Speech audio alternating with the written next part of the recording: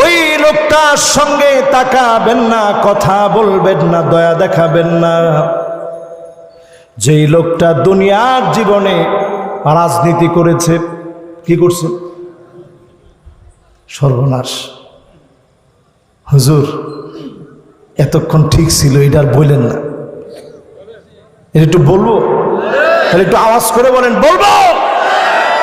যেই লোকটা রাজনীতি করেছে শুধুমাত্র পদের লোভে, দুনিয়ার একটা পোস্ট পজিশন পাওয়ার জন্য রাজনীতি যেই লোকটা করেছে, এমন লোকের দিকে যিনি তাকাবেন না, দয়া দেখাবেন না, মায়া দেখাবেন না, তিনি কে?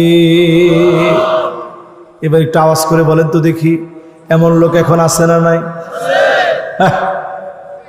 এরকম লোক বাংলাদেশে আছে?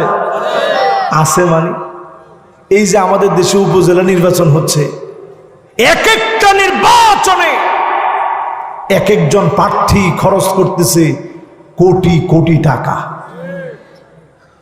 আমি কথাটা বলতাম না, এবছর আমার নিজের একজন রিলেটিভ আত্মীয় নির্বাচনে দাঁড়াইছে, তা আমার কাছ থেকে দোয়া নিতে আসছে যে একটু দোয়া করেন ভাই। আমি ওনারে বললাম, ভাইরে জীবনে কোনোদিন আপনারা দেখি নাই যে ভালো ব্র্যান্ডের একটা সুন্দর পাঞ্জাবি পরছেন, জীবনে দেখি নাই ভালো ব্র্যান্ডের একটা জুতা আপনি পরছেন।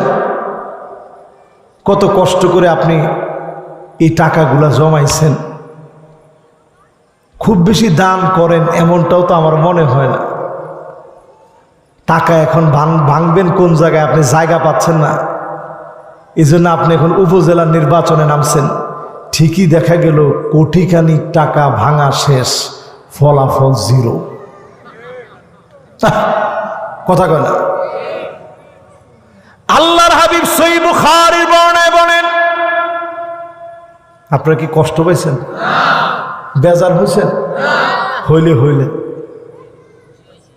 বুখারীর হাদিসটা আগে শুনেন, রাসূল কি বলছেন, তাইলে আর বেজার হবেন না।